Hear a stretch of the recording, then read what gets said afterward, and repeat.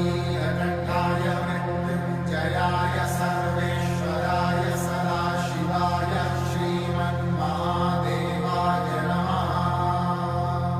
ॐ नमस्ते अस्तु भगवन् विश्वेश्वराय महादेवाय त्र्यम्बकाय त्रिपुरान्तकाय त्रिकाग्निकालाय कालाग्निरुद्राय नीलकण्ठाय मृत्युञ्जयाय सर्वेश्वराय सदाशिवाय श्रीमन्महादेवाय नमः।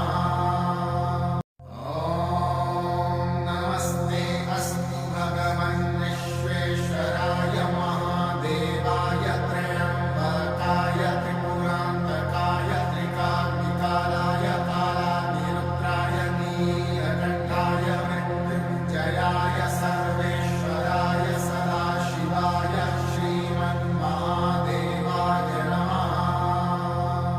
ॐ नमस्ते अस्तु भगवन् विश्वेश्वराय महादेवाय त्र्यम्बकाय त्रिपुरान्तकाय त्रिकाग्निकालाय कालाग्निरुद्राय नीलकण्ठाय मृत्युञ्जयाय सर्वेश्वराय सदाशिवाय श्रीमन्महादेवाय नमः।